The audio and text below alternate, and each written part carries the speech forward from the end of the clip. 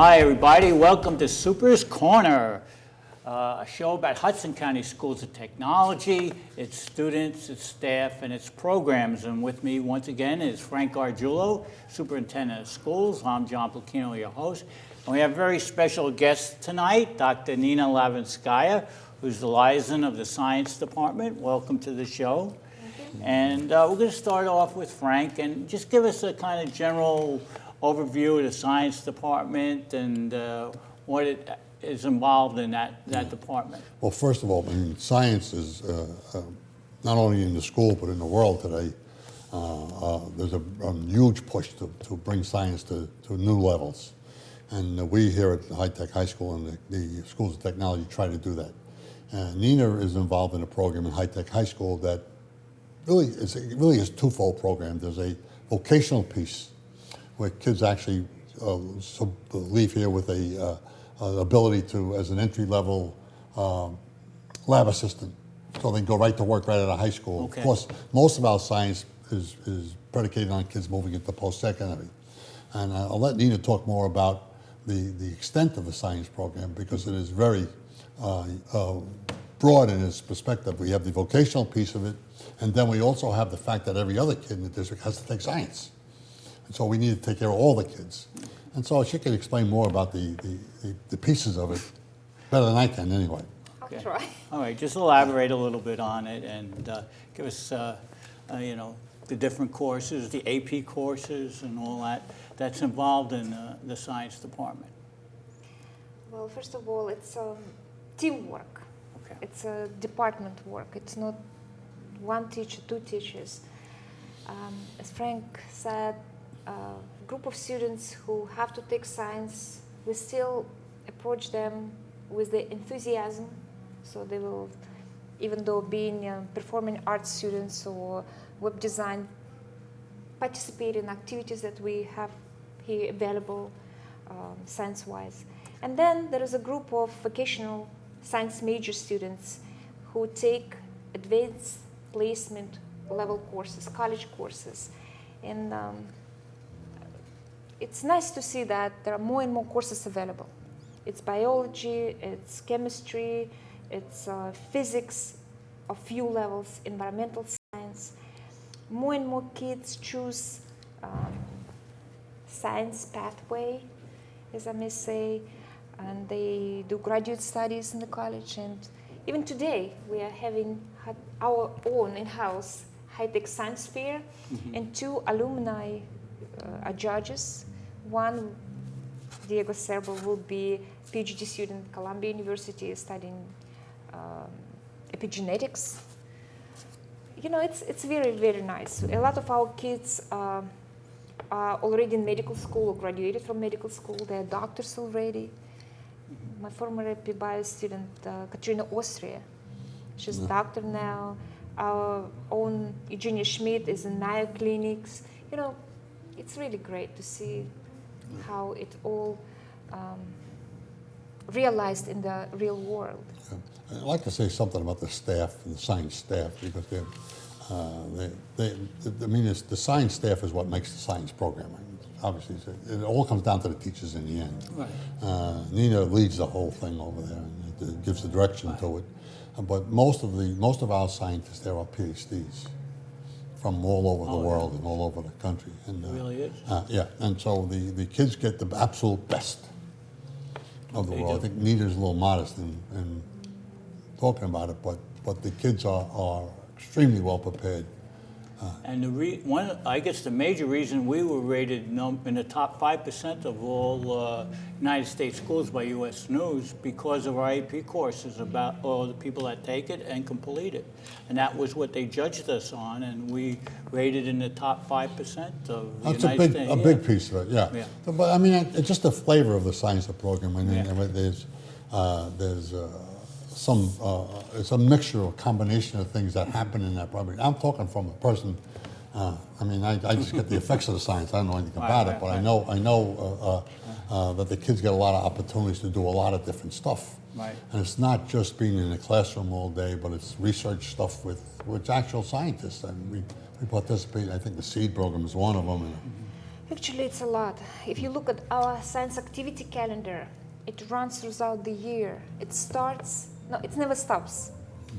So But what- if we'll start looking in September, I'm sorry, then the first thing is Seton Hall University poster presentation, when students who did research in the summer have to report. In October, we applied to Young Science Achievers Program grants, and if we are lucky, we'll get, some financing to buy equipment, materials. Students do their own research projects, their own, maybe little, but original creative ideas. Then time comes to prepare for Rutgers Junior Science Symposium. So again, writing abstracts, writing research papers. Then we participated at St. Joseph College poster session in New York. And our own Chandni Sharma won first place there. They don't like us there anymore. And it goes, well, we're going to go to our video now. We're going to see about the science fair that's going on now and the science competition, which was a dissection of a frog, right? In the science lab, there was 5 groups and they competed. I want to thank you, Dr. Lavinskaya, for being on the show, and let's go to the video right now.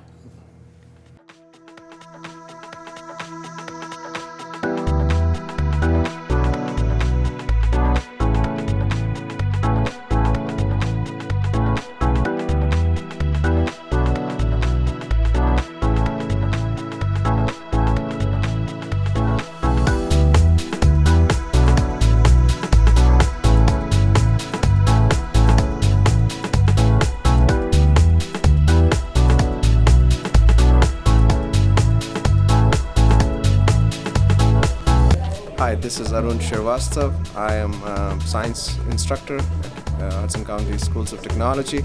We are organizing a high-tech high school science fair today, which is an in-feed science fair, which will lead into the future competition in Hudson County Science Fair or Rutgers Science Symposium or the Monmouth County Junior Science Symposium.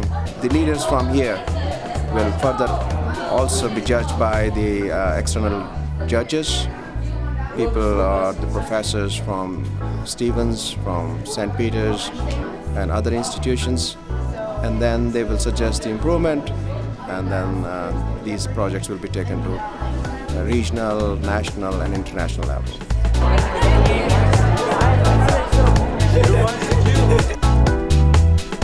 All right, so I'm George Salakis. That's Bill Lee. Hi. That's Perihan Badawi. Hi. And this is our project about effectiveness of different types of metal-based catalysts in water splaying. Hi, I'm Carmela Camposano. I did my project on the varying levels of electromagnetic radiation given off by cell phones and other household electronics. So basically what I did, I measured how much radiation was being emitted while the objects were in use and while they were resting. My name is Adrian Magadia, and I'm the creator of that contour line drawing. Basically, you draw blindsided on the paper without looking at your hand. Hi, I'm Amy, and this is our project. We're doing music and spatial temporal reasoning, which is basically comparing musical and how it affects your memory, your everyday memory. My name is Shivani. And my name is Ariana. And our project was the effect of temperature on the sugar content of various fruits. We took various fruits and we squeezed the juice out and we placed it on a refractometer. Hi, I'm Sergio Gamera, Mr. Gamera, the students. I'm the automotive technology instructor down here at High Tech. And we've got this old Harley chopper project that we started with the juniors. Our goal is to possibly get it done in writing form. This is a part of survival when people are dissecting frog and they have to isolate individual organs, recognize to which system they belong to, and place them separately. Students usually love this kind of exercise. They were preparing themselves, and you can see a lot of excitement, and they're working very hard. Hello, welcome back to Super's Corner with Frank Arjola, Superintendent of Schools. I hope you enjoyed that video. And next to us right here is a lovely young lady, Chandini Sharma. Yes. Am I saying it right? And Chandni. what? It's Chandni, but that's okay. And she's a winner, right? You've won 3 different competitions for your work with the cells, and just tell us a little bit of how that developed. So last summer I spent about 2 months at Stevens University, and in this lab I was shown how to use the materials. So that was the electrospinner, and then I was shown how to work with the cells, and so I had to make sure there was no contamination in the lab. And I worked under a grad student who was working on a project having to do with a similar concept. So she's working with osteoblast cells, which are the cells that help you regenerate bone. And so I wanted to do a project that I knew could finish within 2 months because I wanted results by the end of my time there. And so she told me a few different ideas, and then I looked at what we had in the lab, and I didn't want them to have to purchase anything else just because I was there. So I realized that I wanted to find out how actually, when you break a bone and a scaffold is put on it and cells are cultured on it, sometimes the bone doesn't regenerate because the cells do not grow. So that it would be great if they could. So my project was trying to find a way and a method that can be avoided with. So I was making bone tissue scaffolds that these cells were cultured on. Frank? Yeah, pretty exciting stuff. I mean, you know, during the break before we started, she was explaining to me this. I didn't know what things she was talking about, you know. But I'm impressed by the fact that the whole work at the university is a big piece for us, and the fact that she developed the project. But you know, it's a perfect. I always like to bring this thing up of how interest drives learning. Right. And you can tell that she picked what she wanted to do. The interest was hers, and that little that 2-month project that she had, she took through the entire state. There were several competitions, I think, one at Seton Hall and One in Seton Hall, one in New York, and then the Hudson County Science Fair. and you won all 3 of them. Yeah. Yeah. So evidently, what you accomplished, and these are scientists that were evaluating those pieces. So those are. I like to brag. In fact, I like to take the credit for her because it's the way it is. But the fact of the matter is the program, and she's one of many kids that are involved in those kinds of programs, in our science programs here at the school district. And let me ask you something. You've been in now, what year are you in? Junior. Junior, okay. Tell me about your science experience here. So I joined science technology with Dr. Nina last year. So your vocational major is science? Yes, so Okay. science technology. Right. So last year, through the science technology major, we just worked on our own research project. So I did a different project last year, completely unrelated to this. It was about lung capacity, and then we spent all year working on that. It wasn't a class. Like this year we're taking AP Bio, so it's an actual subject, and we're using a textbook for that. But last year it was more of just independent work. And I've just loved our science program here because I think the teachers definitely encourage us to work hard in school and also find ways to involve ourselves in the scientific field outside of school. I also volunteer at our hospital, and that was Dr. Nina's recommendation a few years ago, so I've been doing that for 3 years now. Where do you want to go? I want to go to NYU. And do what? I want to go into pre-med. Yeah. So you plan to be a doctor, or? Yes, I have a new internship for this summer at NYU, so at the medical center. So Can't beat that. yeah, so I'm looking forward to that. So I think the prognosis for you looks very good because of your interest and your intelligence. And Chandni, what is that? What nationality is Chandni? I am Indian, so that I'm Hindu. My name actually means moonlight. Moonlight. Yeah, Mr. Nardiello calls me Moonlight. Moonlight. Yeah. Oh, well, it's certainly a wonderful name. Thank you. The science program is top-notch in Hudson County Schools of Technology, and I want to thank you for being on the program. You're a wonderful guest, and the future looks very bright for you. Thank and you. for anybody else that you're involved with, I'm sure they're going to benefit. Frank, thank you once again for being on the show. Thank you. This is Super's Corner. I'm John Placchino. Thanks for watching. We'll see you next week.